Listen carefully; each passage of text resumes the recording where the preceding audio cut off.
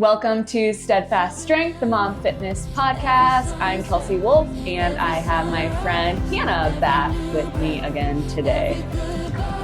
Hi everyone, I am so excited to be back again, and today we're talking about pregnancy and postpartum and the fitness and nutrition that goes with that. It's a beautiful life.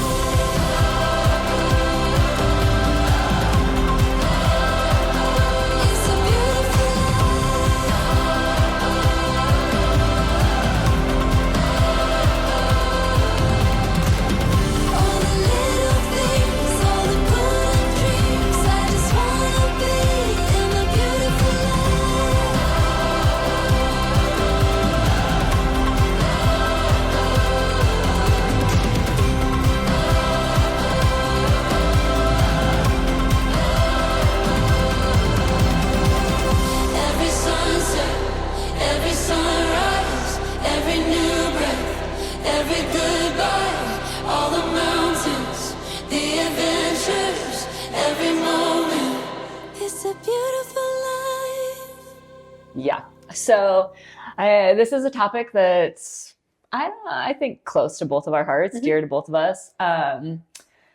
When I opened up the gym in Arlington, I was pregnant with my first, Oakley, and Hannah had 2 young kids at the time. So she had already navigated pregnancy and postpartum with the first 2, which I want her to tell a little bit about what that experience was like. And for me, I have not known pregnancy and postpartum without fitness and nutrition being a part of it. So today we're going to talk about both of our experiences, and our knowledge. So neither of us are like OBGYNs or qualified in any of those ways, but we are both coaches. We have both gone through pregnancy and postpartum, and we coach others in it as a result of being coaches here at the gym. So lots of exposure to it, working through our own experiences and other experiences. So Hannah, tell us a little bit about pregnancies 1 and 2 and postpartums in light of fitness and nutrition, or the lack thereof. Yeah. So when I got pregnant with my first one, I was doing like some boot camp type stuff, and I had always been like going to the gym and stuff with my husband before I got pregnant with my first one. And so I felt like that pregnancy was just super easy. I didn't really work out through it, but it was my first one and I was like 24. So it was just easy, and my body just didn't like go through a lot of hard changes. Do you think age contributed to that? I think so. Okay. Personally. Yeah. Okay. The comparison between my first and my last was different. Okay. But yeah. And then after he was born, I kind of got back into the boot camp and that kind of stuff, which just helped me feel like myself again, helped me feel like normal again, you know? Yeah. And then my second one, I feel like was my worst pregnancy, but not like in a bad way. It was just the one where I just kind of like let things go. You know, like I wasn't paying a whole lot to my nutrition, a whole lot of attention to my nutrition.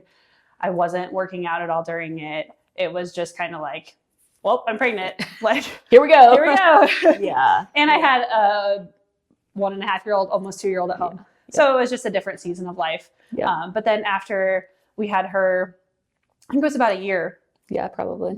When she was 1 year old when I started coming to you. So, yeah, you kind of caught me on like the tail end of the postpartum stuff. Yeah. I was probably still a little bit in recovery from that, but like I didn't know much then about postpartum recovery or any of the things that go into that. Yeah. So and there's such a wide, like difference in exposure to it, you know, like again, with social media, we have so much exposure to information.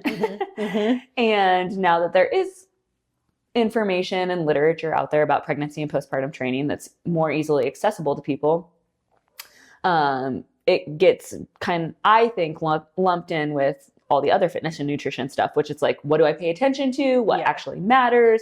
What doesn't matter? And it just becomes another confusing area. It can be hard to navigate. And it's your body and your baby. So there's like this element, maybe a fear of messing something up or doing irreparable damage or worse. And everyone's so different. Mm-hmm. And every pregnancy can be so different. Yeah. And the recoveries too. I mean, just how you have the baby, C-section, Yeah. you know, natural, whatever it may be, like what one influencer is saying is not going to work for everybody's type. Yes, that's so good.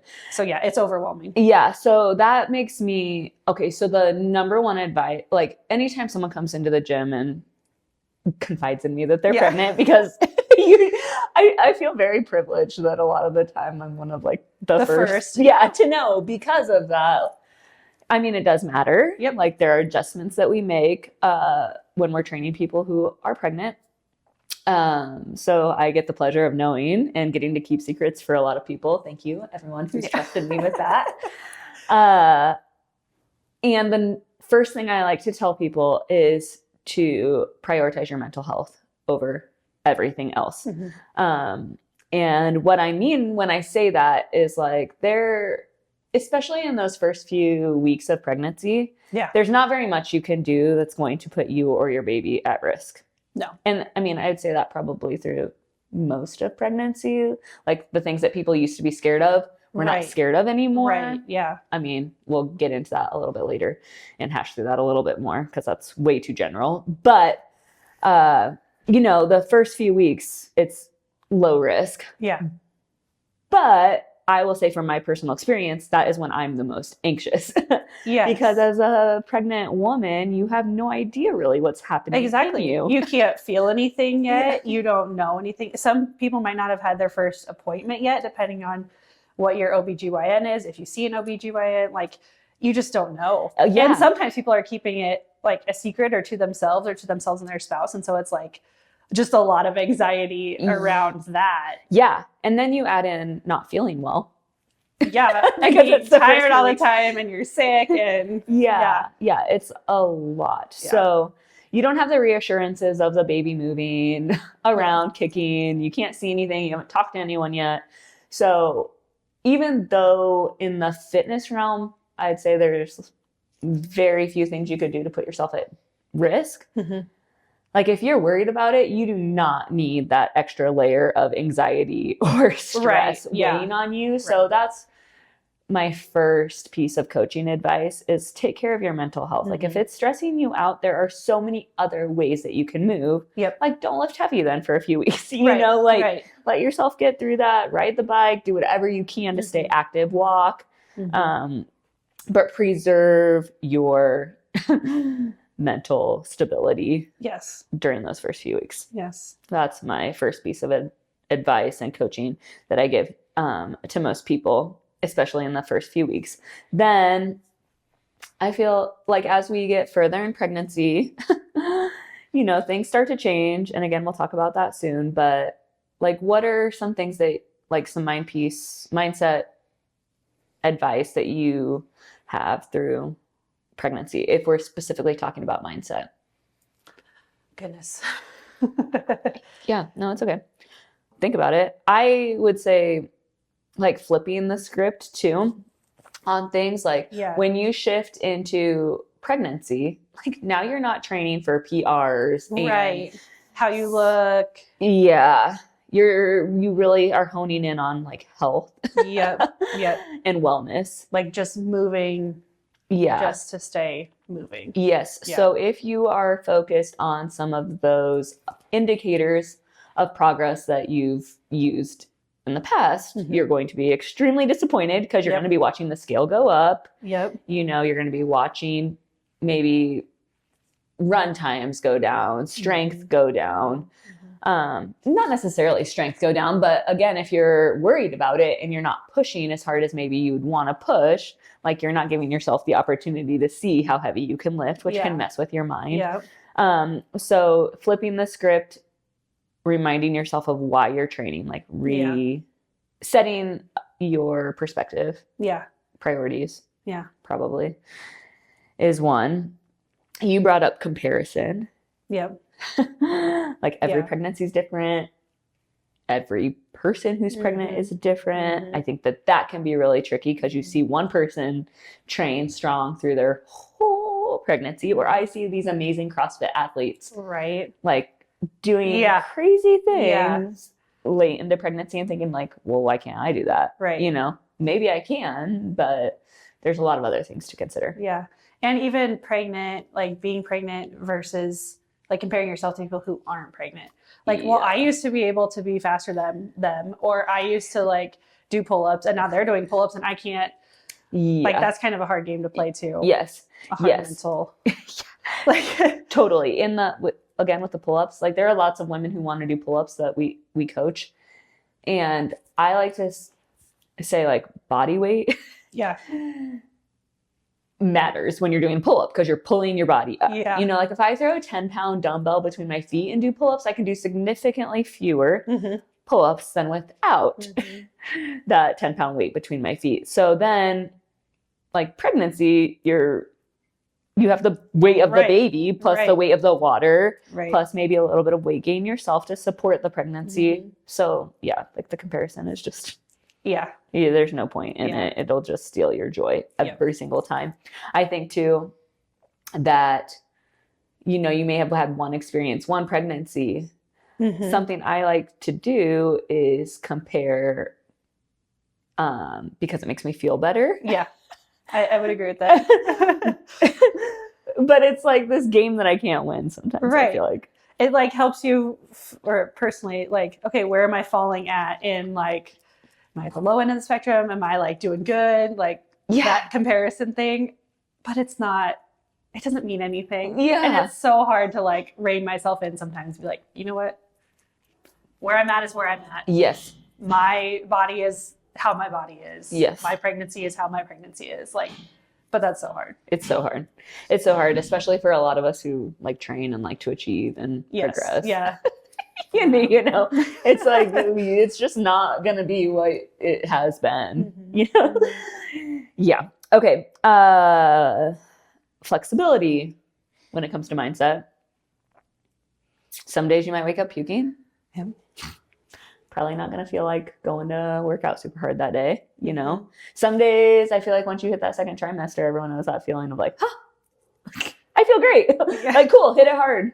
Yeah. Then, you know, but just knowing that things are going to change day to day, week to week. Yep. Hour to hour. Yeah. And adjusting that mindset. Like, is what I'm doing or the decisions that I'm making right now focused on my health and baby's health? Or am I feeding like a negative desire to achieve or identity thing where I just need to feel like myself again, so I'm going to do it no matter what, you know? I don't know. Sometimes I do that and it makes me feel better. So it's probably not healthy, but I do it. Might have to unpack that somewhere. Yeah, this might not be the time. Neither of us are qualified for that kind of mental health. I don't have those. We'll check back with Becky Smith in a few weeks and let her dig into that with me. Maybe we could have like a group session. Yeah. Becky, can you do that for us? Perfect. Okay, so mindset, pregnancy. We're focusing on the pregnancy part right now. We'll get to the postpartum. What about nutrition in pregnancy?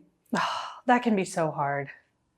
I mean, if you have a good like base, a good understanding of nutrition and a good base, good habits in place, that's awesome. And hopefully you can maintain it and build it. But like in my experience with the nutrition, I never got sick. I never had like the sickness, but I was nauseous and stuff just did not sound good. Yeah. And all I wanted was like plain crackers or stuff that wasn't good for me, you know, or unhealthy.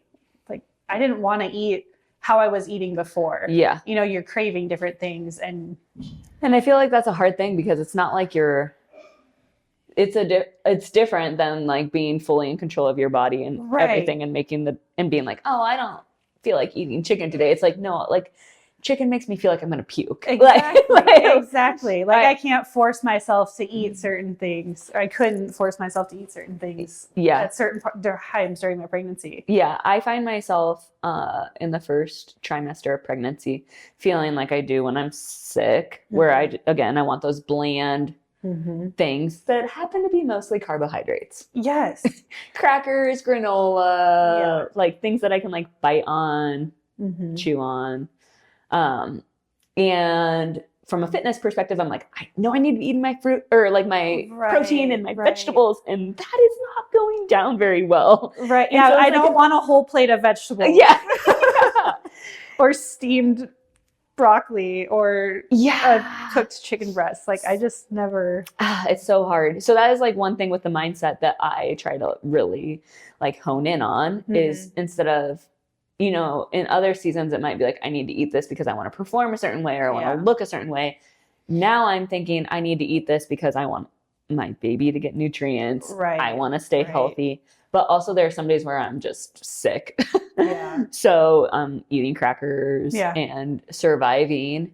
And in those time periods too, like grace, Yep. like eat it, grace, like whatever you got to make it through. Yeah. And then I go back to calories too. Like if you keep your overall calorie consumption in check, even if it's not distributed among the macronutrients being protein, carbohydrates, and fats, even if the distribution is not ideal or the way that you want it to be, like if you keep those calories in check, mostly crackers, it'll come out okay, you know? And I feel like your body needs different things while you're pregnant.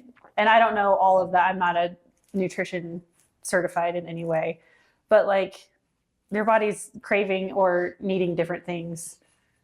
So giving it that is good. It's fine. Okay. Yeah. It's fine. Now I remember, sorry mom to throw you under the bus, but I remember growing up and hearing my mom say things like, one for me. Yeah. One for the eating baby. for two. Yeah. Eating for two is another common one that so many coworkers would say that to me. Yeah. And I'm like, that's And not a free pass to like eat runza and extra fries. Like, thank you for trying to justify it for me, but but it's just that's not scientifically how it works. Yeah. Like the caloric needs are like 300 to 500 extra calories a day. And that's like, it's like one extra snack. Or one extra small meal. Like it's not. Like a protein bar is usually like 190 calories, you know? So that plus a handful of crackers, and that's 300 calories. And that's, you know, earlier in pregnancy, you're like on the lower end of that too. So it's not that you're doubling your own calories. Right. You're just supplementing a little, maybe extra snack.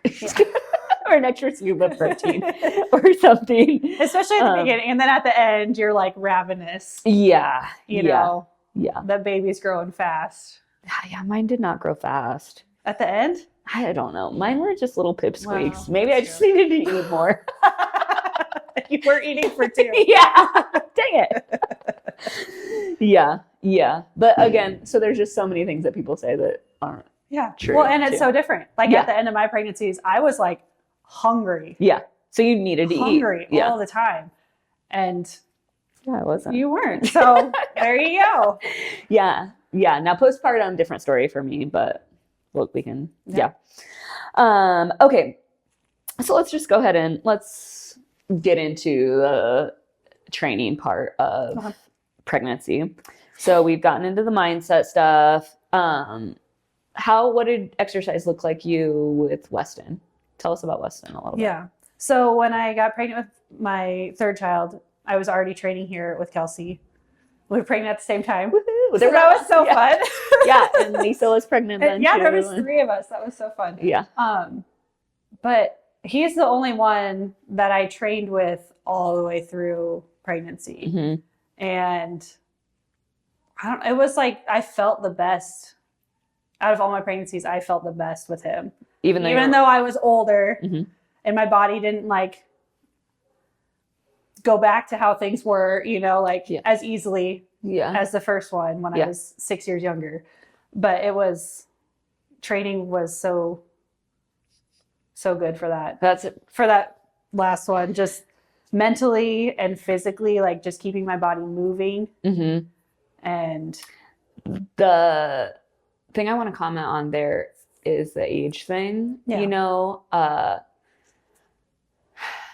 when we're young, and I'm not even talking about pregnancy right now, you know, like I'm thinking about like high school athletes, you know, they go hard. maybe they don't like warm up, cool down, Right. progressively overload. Like they have the ability to recover from things so much Yes. differently due to age. And then like as we get older, you know, like we have to start paying attention to things a little bit Yeah. more. And I feel like people say all the time, like, I'm older now, and that's why this and this and this and this and this are happening. And it's like, well, maybe, but maybe you're Yeah. just not taking care of yourself the way that you're supposed to be, where like Yeah.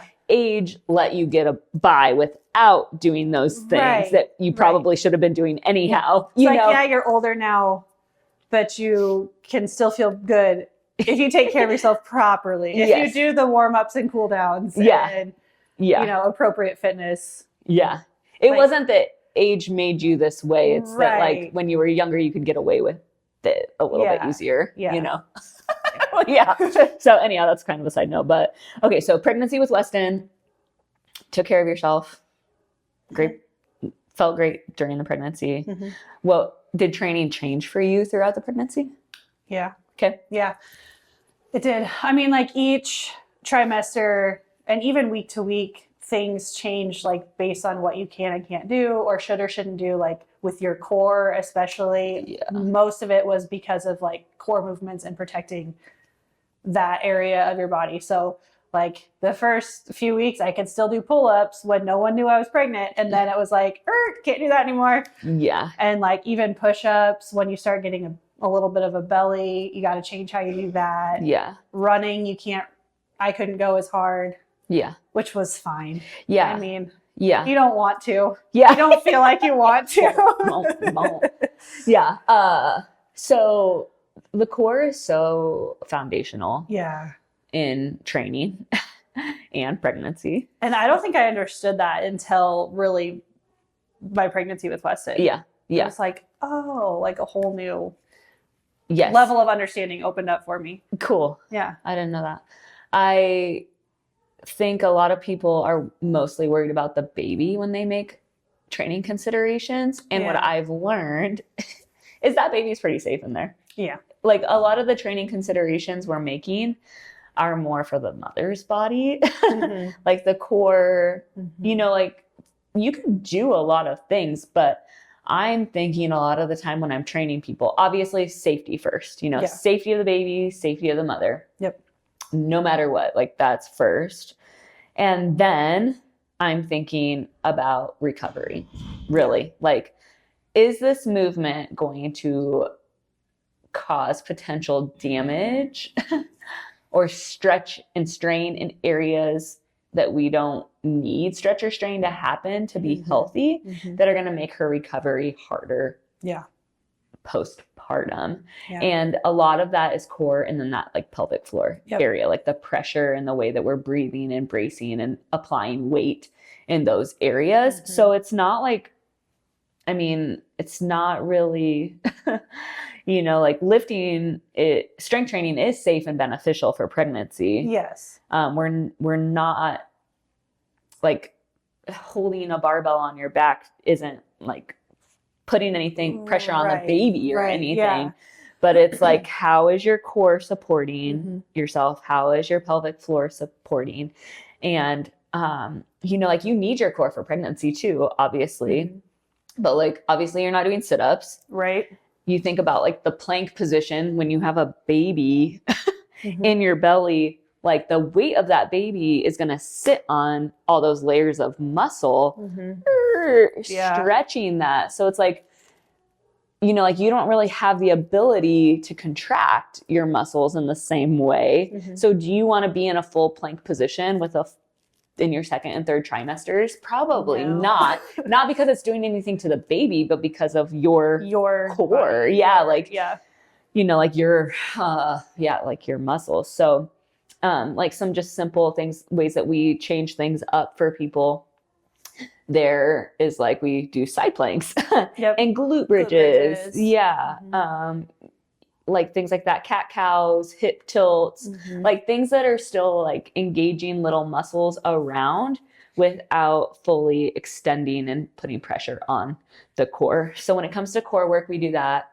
Hannah mentioned like pull-ups, you know, things that you wouldn't think are affecting your body in pregnancy. Pull-ups push presses. Like when you go to press, It's like all core stuff. yeah, It's all it's all core. like I'll notice like lots of coning start to happen Mhm. where like, yeah, my abs are like, there's going to be some natural like diastasis that happens in pregnancy because everything's stretched. Expanding. Yeah. You know, but I don't want to cause additional Mhm. pressure there. And a lot of the times when I push press heavy weight, like I haven't figured that out Yeah. to control that. I don't have the strength there. So I have to reduce the weight Mhm. in those areas. Again, not because of the baby, but because of what I'm seeing with my body. Or change it altogether to a Yeah. seated one or Yep. something where you're more stable. Yep. Yep. And as I've reduced the weight in training, again, because of those core issues or pelvic floor issues, I've found that adding tempos really helps, like really slowing. Yeah. Like slowing down the eccentric motion, holding a pause, especially for overhead movements. Like I can create a lot more time under tension for different areas. And still feel like you're getting the burn of what you used to do. Yes. And instead of like doing some of those like explosive, like athletic movements in pregnancy, a lot of the time we transition more to like almost bodybuilding type movements. Yeah. Not because we're training for a bodybuilding competition during pregnancy, but because we can isolate certain muscles, certain body parts. We can control them more. The tempos, the eccentric movement, all of that like helps preserve tendons and you know, like it's just slower, more controlled, more intentional, more focused. Where like a barbell snatch is explosive and so great for athleticism. And we love to train people as athletes any phase of life here. But again, these are considerations for pregnancy. Probably don't need to be snatching a barbell overhead unless you're a CrossFit Games athlete and your income is dependent on it, you know. Right. Or you have a really intentional training program and coach that's watching you. You know, you're paying a lot of I feel like a lot of for. people like are worried to work out during pregnancy or maybe just don't fully understand. And it's like, if you were doing something before, like if you were already coming here to the gym or if you were already running lots of miles a week or whatever, like for the most part, you can kind of keep up what you were doing. As long as you make healthy tweaks, like what we've been talking about with the tempos and adjusting movements and stuff. But like, if you're brand new pregnant and you're just starting to get into this might not look the same. Like, you might have to just start with like some body weight stuff at home or some walks. Like we're not diving into fitness just because we found out we're pregnant. Yes. And I've had people who find out they're pregnant and want to start training, you know? And so it's like, I feel like a coach can really help you navigate that process too. You know, like some of us who have exposure to it could handle that on our own, like making appropriate accommodations. But if you're like, if you're insecure about what you know or what you should be doing, like having a coach or someone alongside you to be like, if you feel like mentally okay with this, I promise like physically it's okay. You know, or like for me, I know a lot of times I've asked like Hannah or the person standing across from me, like, I can't see what my belly looks like when when the bar is overhead. Am I coning? Yeah, you're coning. Okay. Time for me to modify. You know, and Hannah said it earlier that like it changes day to day, week to week. I think about lower body movements too, like lunging and squatting and all of that stuff. Like when we're pregnant, we don't do a lot of stuff in the front rack position. Because just of the core. Core considerations. We will maybe still hold like a kettlebell in the goblet position that we can maintain, you know, or set a barbell on our back and do it. But again, when our core is not supporting, sometimes we default to the back. So, you know, those things are very closely related. So we're trying to make sure that our posture is appropriate as we lift, because we don't have that same core support that we had before. So that might be a reason that we, again, for lower body movements, like regress the weight a little bit to a weight where we can support it. We can squat with proper form and not compensating anywhere else. Yep. Causing any other pain or potential injury Yes. anywhere else in your body. Yep. Where we breathe properly through the movement, where there's no pelvic floor pain. Like with Oakley, my first, well, I had a pregnancy before Oakley. Yeah. But Oakley was my first to carry to term. And I had placenta previa with her. So I was like very restricted in the amount of weight that I could lift. I remember that. Yeah. So me and my 10-pound dumbbells were doing like lots of high reps. Sitting on that box while you're coaching, just the Sit and Be Fit program. You did Saturday mornings. You did. You would coach, just sit there and curl your weights. Hey, thanks. We preserved these armies a little bit. Yeah. You did what you could do. Yeah. But that's another example of like every pregnancy is different, and you might have severe restrictions like that. And for you, that was probably like super hard mentally. It was hard mentally, and yes, it was hard mentally. And I think some people would be like, I can't do what I've always done. I'll just wait. Yeah. And if that's what you choose to do, that's your choice and fine. But for me, like fitness is a part of my routine, my mental health, your career. My career now. Yeah. So like for me, giving it up was not an option. Yeah. Like I wanted the identity of someone who takes care of their body. And so it was okay to me to adjust to do what I could do. And when I coach people, like if you're coached by me, that's what I will push you to do. Like what is okay for you? Like, let's keep the habit. Let's, you know, even if it's way different than what it used to be. So Oakley training was so different with her. Yeah. And then because of that condition, I had a C-section. And then with Ainsley, like I noticed a lot more pelvic floor pain in training while I was pregnant with her, like for lunges or step ups and stuff like that. Because your training was different. You didn't have that condition with Ainsley. So you were doing stuff that you hadn't done before being pregnant. Yes. Yeah. And I had already had a baby. So I don't know if that pelvic floor pain would have been there with Oakley or not, or if it was a result of like birth and like carrying a baby. But I would notice that pain some days. But not others. And not others. Yeah. So like on days where I didn't feel it, like I would do lunges and step ups with weight and stuff like that. On days where I did feel it, I would choose something different. So again, like those are decisions that I could make because I knew how to make them. Yeah. If you're coached by us, those are decisions that we help you make. Yep. And we are always working to find things that don't cause pain, that you can do properly, and where you can hit the intended stimulus of the workout for you. So, you know, sometimes people, especially at the gym, are like, well, I'm not on the same level as everyone else. It's like, well, do you think that us who have been pregnant and postpartum and have trained here, we're doing the same thing everyone else is? Yeah. No, you know, like we are here to help guide you through that and make suggestions and recommendations and accommodations.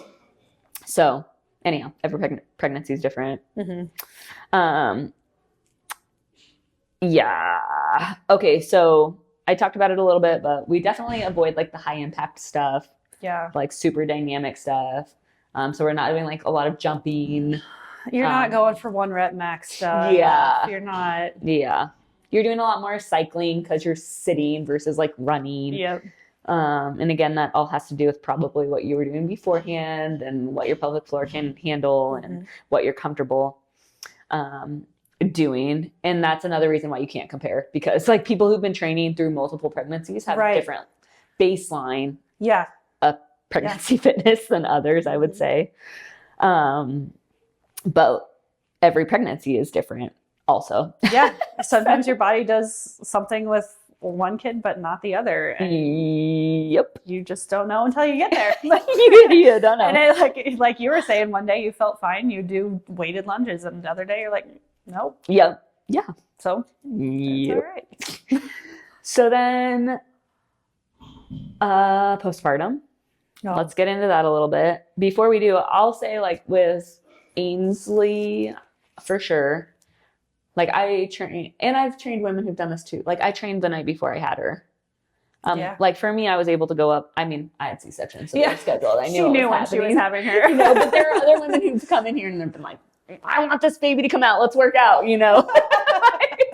Like whatever it is, you know, like really. I coached and trained the morning I had Weston, and my water broke while I was here. Yeah. So that was fun. That might be a PR. Yeah. Yeah. So, I mean, I guess we're pretty serious. Like, we take it up to the last Yeah. few hours. That was at like, what, 39 weeks probably, just Mhm. about, because I had him shortly around the time you did. And Oh, so yeah. it was like, I was doing like box push-ups and maybe some sitting to standing squats. Like, Yeah. it was not Oh, a lot yes. of training, Yeah. but I was here moving a Yeah. little bit. Yep. Yeah. Yep. Good. That's a good point. Yeah. Yeah. That I what wasn't those doing last- snatches and Yeah. Those last few weeks of pregnancy, yeah. Training might be a stretch to Yeah. call it that. But for some people, it's great training. So then you have your baby, Mhm. you have the physician's recommendation of 6 weeks Yeah. off. Okay. Yeah. That is so hard for me. Yeah. So hard like, for me. I'm not just going to sit around for 6 weeks. Yeah. So what do those days look like for you, or those weeks? Well, with my first two, it was a lot of walks. Mhm. I had them both. They're both fall babies, Mm. and I was working, so I was on maternity leave. So it's like, well, we're just gonna walk. We're Yeah. gonna go on walks. Yeah. And I didn't know any like postpartum training. Yeah. I didn't know Yeah. any postpartum stuff Yep. then, and I didn't take the time to like look it up or research it either. Mhm. Yeah. Because that just wasn't part of my life then. Yeah. So it was different with Weston. Yeah. It was like I was itching to get back here with my last one. Yeah. Because it's like, So what did that look like? well, when we started back here, it was like, I think, was it Murph the first time? Maybe I think a lot I of us think came a lot back of at, us like, came back on Murph. We're gonna do Murph. We walked. Yeah. And for those who don't know, Murph is where you run a mile, do 100 pull-ups, 200 push-ups, 300 squats, and then you run another mile. Yeah. Yeah. So Just the timing of clearance from the doctor and being able to come back, that just kind of fell into that. yeah. So And it's like a lot- fun social event at the gym. Yeah. So, So she came, but I came and walked and did like some wall slide stuff and Yeah. like heel taps and yeah. Okay. very basic. Yes. Ease into it. Yes. Yeah. So yeah. So when you're postpartum, like again, taking care of your mental health Mm-hmm. and keeping your baby alive, actually in opposite orders probably. Yeah. Yeah. Keep your baby alive and preserve your mental health. Those are like the top two priorities. Top Yeah. So baby's needs are met. Then mental health. Like for me, like movement has to be a part of my life. Mm-hmm. Like, so like you said, like those first even few days, like getting up and walking Yeah. is really important. Again, medical clearance usually happens around 6 weeks after you've seen your OB for that checkup. But I have started to find that there are like some very safe Mm-hmm. ways to move outside of walking before you get physical clearance. Again, with just like stretching or like, Yeah. you know, like when you're carrying your newborn, you're carrying something, like you're holding weight. It's a good You know? isometric hold. Yeah. Yeah. I mean, like you're sitting on your couch and you're standing up. Like those are Yeah. indications of like squat movements, Yeah. you know? So like body weight movement, stretching, it can be a really great time to focus on mobility. Yeah. You know, like very gentle, like lying on the ground and just tilting your hips, you know, like Mhm. starting to do some pelvic floor core stuff that's very, very gentle. A couple weeks after pregnancy, I found it's like helpful for me to feel like I'm doing something to help myself be ready to train, Yeah. even though I'm not to the Yeah. point where I can't train yet. So Because mentally, you don't want to feel like you're just sitting there. just sitting there, yeah, like that's hard for me. Yeah. That's hard for me. And again, like mindset, I can really focus on like, this is a time where I can relax and recover and breathe. And I think that those things are really important. Mm-hmm. But I also think that like getting fresh air and sunlight Yeah. through walks and Yeah. like, yeah, again, for me, like just to feel like I'm making some kind of A little bit of a nudge in the right a direction. nudge in the right A little direction. bit of a step back into Yeah. fitness Yep. back into. Yep. And I am by no means saying that you should train before you get medical clearance. I'm not saying that. I'm saying No. like stretch, move, Yeah. like do things intentionally that make you feel like, Yeah. yeah. Yeah. So that's kind of what I like to do in those first 6 weeks. And then when you get the clearance for training, like I know some people are like, I'm good. My doctor said I'm good. Let's It's so go. frustrating. Yeah. Why? Because like for me personally, it was like, well, I got cleared and I didn't have a C-section. And so like I felt fine. I Mhm. felt like ready to go. And I was making so much progress like before my pregnancy that I was like mad almost that I had to like stop Yeah. making progress. Yeah. You know? And so I Yeah. wanted to like get back into it. Yeah. But I'm glad you were going through this at the similar time, because it was like, okay, you're kind of reining me in a little bit, like, slow down, you're fine. Yeah. You Yeah. don't need to like rush into anything. Yeah. I mean, it is hard. Like you get the clearance and you're like, okay, let's go. Like I want to get back to where I was. Yep. I know I can do this. Let me try. Like, let me just try. Yeah. I feel like I hear that a lot. Like, no, it only takes trying once to mess everything up. We're not trying anything. We're going to follow the principles of progressive overload. We're going to earn it, which is another principle in the gym, and show that we can Yes. do it at these light weights and these easy movements. And once you demonstrate that you can do that, Hannah, or whoever else it might be, then you can move on to the next one. But you're not coming in and hitting your old PRs. Yeah. Week Not at 6. 6 weeks. Yeah. Yeah. Maybe like 6 months. Maybe. Maybe. And maybe not. Maybe it's not. 18 Maybe months. it's 18. Yeah. Maybe it's 3 years. You know? Postpartum honestly goes a lot farther than I thought. Because with my first two, it was like, well, I got clearance from my doctor. I'm back to work. Postpartum's over. Yeah. No. But it's not. Yeah. Yeah. I don't even. Physically, like, especially in the fitness world, it's not. Mm-mm. Which I wasn't like going back into any fitness with the first two, so I didn't know. Yeah. Like, yeah, my postpartum, my maternity leave is over. Yeah. So Done. here we go. Yeah. Check. Yeah. Yeah. Yeah. Even when women come to the gym and have like a 12-year-old, you know, I'm like, have you done anything since having your baby? Yeah. No? Yeah. Okay. You know, like that signals to me that there's probably going to be some core work, you know? Mhm. I mean, really, like even high school athletes who've never had babies before, like come in here very strong in some areas and lacking a lot of core strength needed to properly support the lifts that we're doing. Mhm. So, you know, yeah. Anyhow, I think everyone needs core strength. And I think Yeah. there are a lot of ways to go about getting it. It doesn't always look like doing core movements. Right. It looks like building, like progressively building strength. So you're saying that a big part of postpartum work is core, Yes. rebuilding their core. Yes. Yeah. So like your legs might be able to squat Yeah. heavier weights than what your core can support. Mhm. And I see that with not just postpartum people, Yeah. you know, or people who are postpartum. I see it in athletes. So it's like, okay, your legs can push 135, Mhm. but you're like caving. Your core is like breaking down. You're putting that weight pressure on your back. Mhm. So you might need to go like down to 65 because Mhm. that's where your core is at. Yeah. And so like squatting, deadlifting, pressing can all be ways to build your core, Yeah. but you have to do it at the weight that the core is at in Yeah. order to in build order the to core. build it Yep. properly. Otherwise you're risking injury and other Yep. things. Yeah. So that can be the frustrating part of coming back to the gym. Mhm. But slow is fast. Yeah. And what I mean by that is like if you take it slow Mhm. and you go through the steps appropriately, like I feel like you recover quicker, faster, Mhm. better than if you jump right back and then you get set back. Yeah. Jump right back, get Yeah. set back. Try to jump do right something back. hard one day, hurt yourself. Yeah. Yep. Tweak Whatever. something, Yeah. you know? Yeah.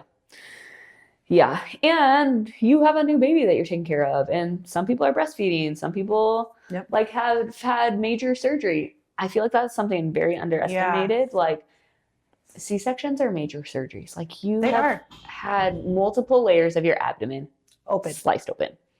Yeah. full open. And now you're 6 weeks post surgery. You know, like we give like Yeah. so much more recovery and PT attention to other major surgeries. Yeah.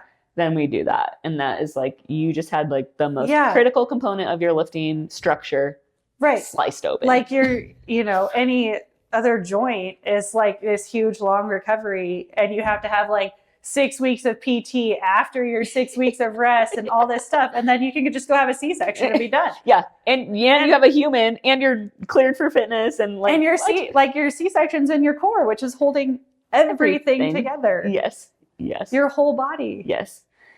All of your movement. Like, It's mind-boggling because it's huge. it is. And it doesn't get enough attention, I don't think. No. Yeah. And not to undermine Other- other stuff, Yeah. like vaginal births, like, but I've seen those recoveries tend to be like a little bit faster. I mean, I would say they're faster. yeah. I've never had a C-section, Yeah. Yeah. but I know Yeah. since we had babies at the same time, like doing stuff at the gym, you're like, well, if you want to try, I'm like, I feel great. Yeah. Yeah. But I didn't have my core cut open. Yeah. But So- yeah. And you didn't have a traumatic birth either. You True. know, like some people labor for hours and hours and True. hours. Yeah. And so their experience in that way could be different too. Mhm. So again, can't compare. Who knows? No. But again, like as coaches, our training did not look the same because No. we're different people. We had different experiences. Even, like we gave births within like a week or two Yeah. of each other. But our recoveries were completely different and what we were doing was completely different. All that to say, 6 weeks, you're not going back exactly to what you were doing You're before you not. got pregnant. Sorry. Not happening. Also, postpartum, I would say nutrition is, Oh gosh. Yeah. oh gosh, why do you say oh gosh? Because that's so important Yeah. postpartum. Yeah. Like, I feel like with pregnancy, we kind of talked about the nutrition part and just eating what you can eat at the time and like trying to get your macros in and trying to stay on track that way.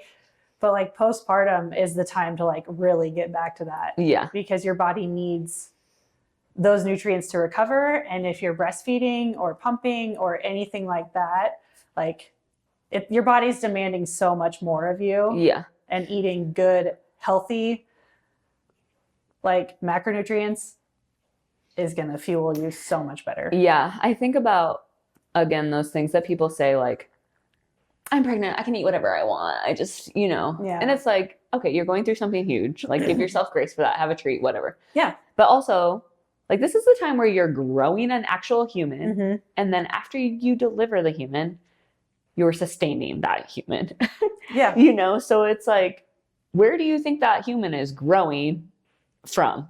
Right. Your body. Yeah. Like what you The feed nutrients yourself. that are in your body. Yes. Yeah. Yes. So like if you live off of ice cream, Mhm. like you don't have a lot of nutrient density there. Uh-huh. Like I think that matters in your baby's health as it develops Mhm. and what they're getting fed afterward. So, yeah, I think it's really important. Again, like nutrition coaching is something we do here too. But those macronutrients, protein, carbohydrates, fats, Mhm. like those are the macronutrients. And this isn't necessarily a nutrition talk right now, but one piece of guidance, no matter who you are, really is we're shooting for a gram of protein per pound of body weight. So if you weigh 150 pounds, you're shooting for 150 grams of protein a day. Mhm. And so like a 4-ounce chicken breast has about 20 grams of protein. So that's like how you have to figure out what grams of protein each Mhm. food has. And then among all those foods, like make sure that you're getting Mhm. close to a pound. And so like that's kind of our standard advice, no matter what phase of life you're in, is shoot for that. It's actually like 0.7 to Yeah, like there's a 1 little bit point- of a range. yeah.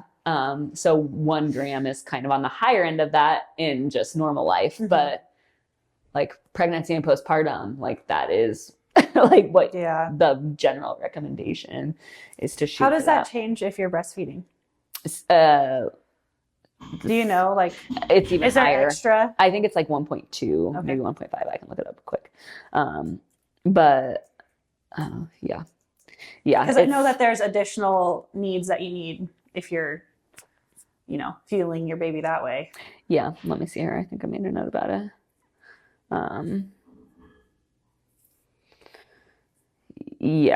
Yeah. So higher protein intake, 1.2 to 2 point. Okay. Well, that's per kilogram of body weight. So it's still point, like about. Still similar. Yeah, similar. Yeah. Hydration, we haven't talked about that. Oh. So bad about that. But like breastfeeding, hydration, I mean, you have to be like generating water to generate milk. Like all that works together.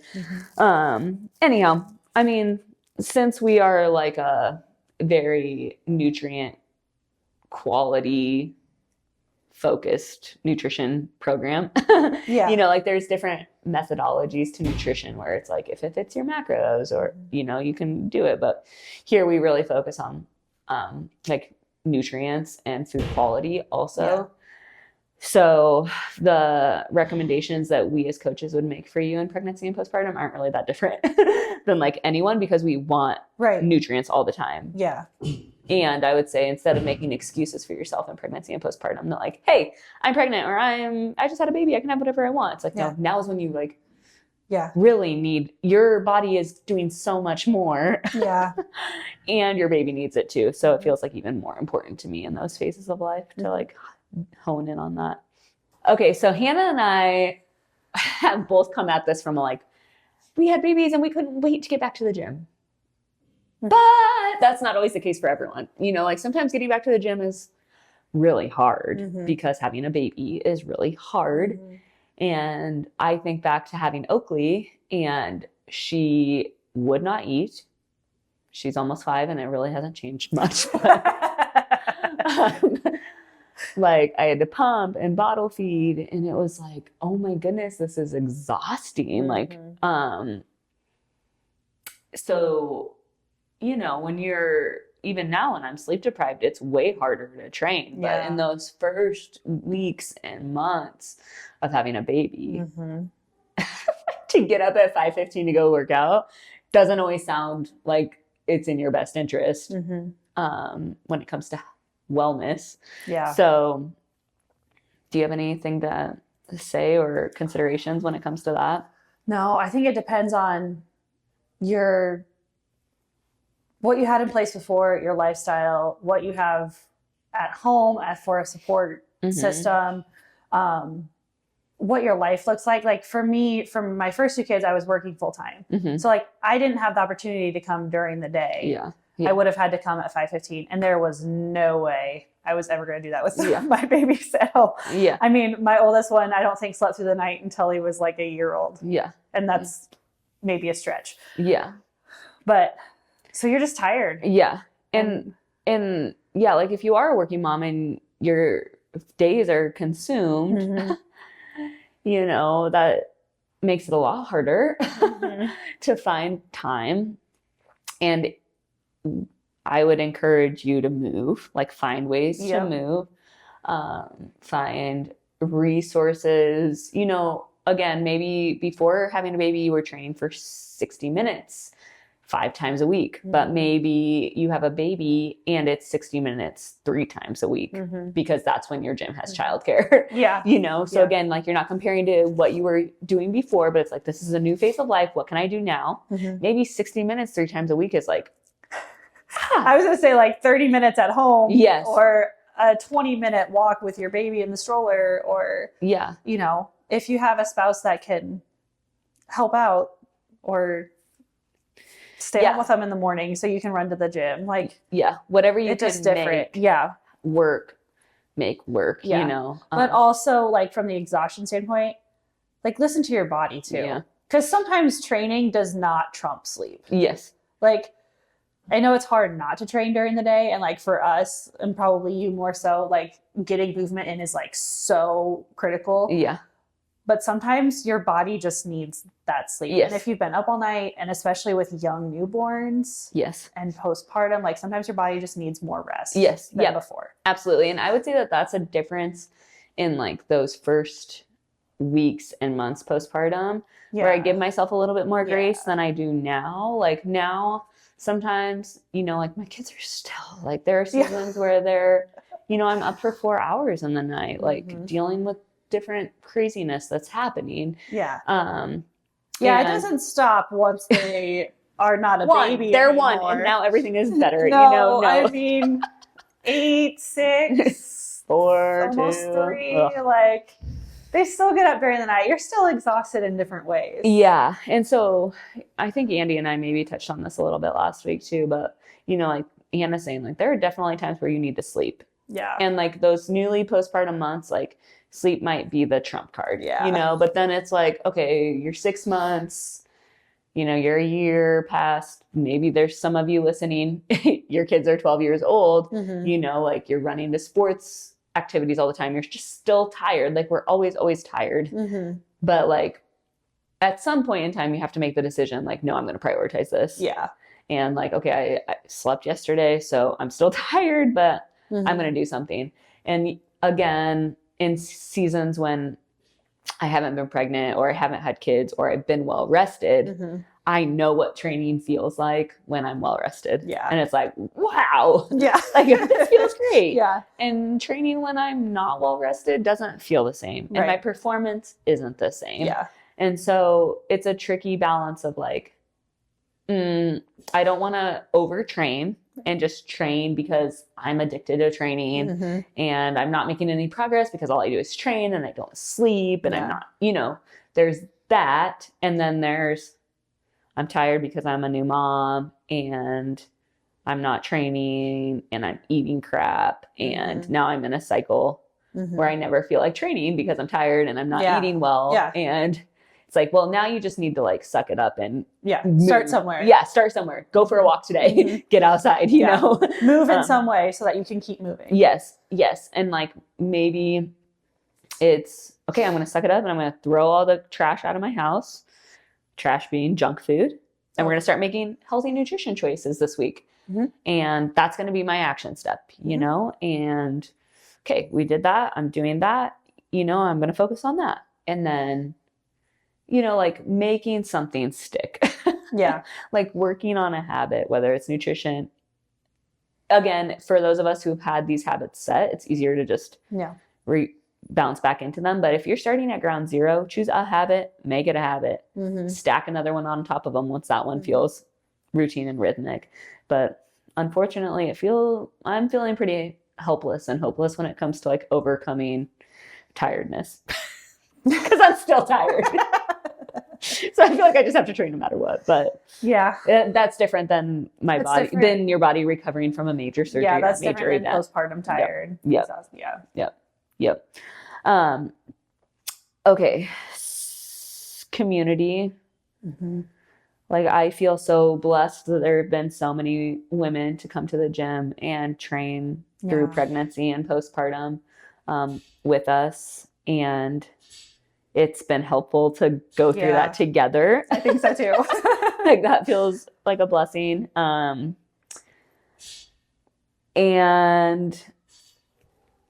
I don't know, like what support systems have you had? I feel like you guys have been my support system, but I have like sisters and stuff too. I feel like sister-in-laws. I mean, here at the gym, we've just been so lucky with the people.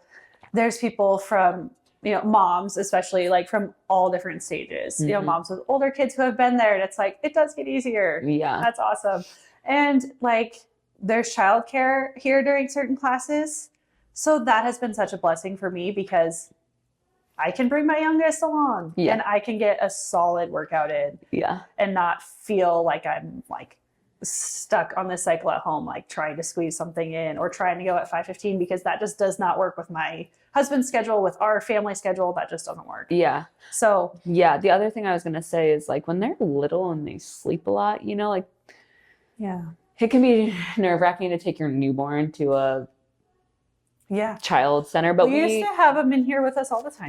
That's like, when before they're up moving around, like we just bring their car seats in or like a mat in and they'd lay in the corner and sleep, or or like us moms would like go over there and make little goofy faces at them between sets, or like whoever was coaching. Like I know a lot of times you would wear either Ainsley or you would wear whoever was crying at the time, like while you're coaching. Or like sometimes I would hold my kid like while I'm doing some dumbbell press stuff. Or like farmer carries. You'd have a kid here and a lunches kettlebell with here. the baby. You know? Yeah. Yeah. There's ways to train with your baby once you're up and moving into that point. Yeah. Like, And even if it isn't a gym like ours, you know, like if you have a friend that you can Yeah. trade sets on and off with, Mm-hmm. like I always thought like before they're mobile, it was easier to train. Oh my gosh.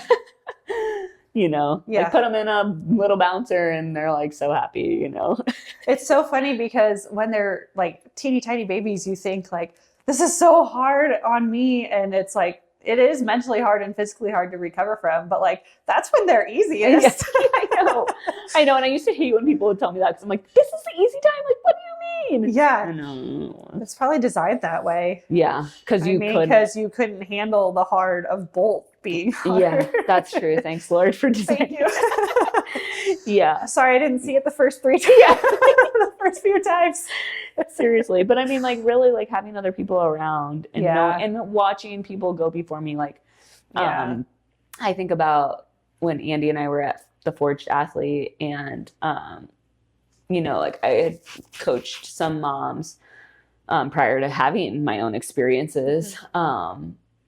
And I watched them go through it and, you know, like having those testimonies of like, not to compare, but like the encouragement of other people who've done it before, you know, like it's possible. It's possible. Yeah. It's inspiring. Yeah. Or I watched like Andrea, Travis's wife, like she was so disciplined. Like, you know, it's not about how you look, but like she cared about her training. And so I was always admired like how strong she looked all through pregnancy because she was disciplined and those were things that mattered to her. So it has, not to compare, but to be around other women who value the same things. Like it's been really helpful to see like, okay, we can do this. Like we're in it together. Yep. like, yeah, I'm gonna have some chocolate today, but like that's what it is. Okay, so encouragement, things you wish you would have known, but yeah. My first 2, I wish I would have. Well, I'm glad I found this community when I did. I wish I would have had it the whole time, but you know, that's just how things go. Yeah. And that's just how my life went. But yeah, finding your workout class, finding the gym, being here, and then like being pregnant through it was just awesome the 3rd time around. Because just being able to move and having other people here like going through it with me at the same time. I mean, that was just like you and Lisa. That was so cool. Yeah. Yeah. So maybe, you know, if you're not in our area or whatever, like if you have friends or can make a community of people, like I feel like that's a huge thing. Yeah. You know, whatever, I think the same principles apply as far as like nutrition and creating habits and things, you know, like doing what you can, making things feel easy, simplifying it, not making it overly complicated. Yeah. I didn't know any. I had like some basic nutrition understanding with my first 2. You know, that was years ago. Like, I feel like I've understand so much more now, even before getting pregnant with my last one, like just having that built in now to my mindset. Yeah. Like, I wish I would have known what I know now with my first 2. I feel like things would have been easier, maybe. Yeah. I would have felt better. I don't know. Who knows, maybe not. but yeah. I think maybe each one was like a learning, you know, a building block. Scaffolding to like where you are now. Maybe. I think too, like, again, like this, like however you can make it easy. One practical thing I just thought of is like postpartum. You know, like you're tired, you don't want to make food, you know. We bought pre-made stuff at Whole Foods or like rotisserie chickens and lettuce packs, you know, like, sure, we had some takeout stuff too because we're sitting at home. Those bag salad kits are a lifesaver. Yeah. You know, like, the nutrients aren't super great on the dressing, but when you're postpartum, like extra fat, whatever. Yeah. It's okay for a while. Yeah. You know, we still do it a lot of the time. Convenience sometimes trumps that, especially if you have a family that you're like responsible for or other kids at home. And we were so blessed. I mean, with all of them, but with our 3rd one, we had family members drop off like meals Cool. and stuff. Cool. That was like, Yeah, I remember Kimmy Schulmeyer. Shout out to her. she's the best. When I had Oakley, she went to Aldi. That was like pandemic height. Yeah. And she just bought me all kinds of fresh fruit Yeah. and vegetables and just dropped them off. And I was like, wow, what a gift, Yeah. like to have fresh food. But we're talking about postpartum stuff here, but like whatever your tips and tricks are for busyness, like that's what this is, like this is craziness. So like whether it's you're running around with kids that are in middle school and high school and all these different events, or you're stuck at home with a brand new baby and a 18-month-old and a 4-year-old, like simplifying things to make it work for you and your family is like top of the list. Yeah. Cool. Okay. So pregnancy and postpartum training and nutrition, it can happen. It looks different for everyone. Coaches can help guide you through those things. Build your community. Any parting words? No, reach out. I mean, reach out if you have questions, if you're pregnant or postpartum, or or you want to come and share your secret training. with us and start training. Or if you have any advice. Whatever it is, reach out. All right. Thanks, Hannah. Thanks, everyone, for listening. We'll talk to you next It's time. a beautiful life.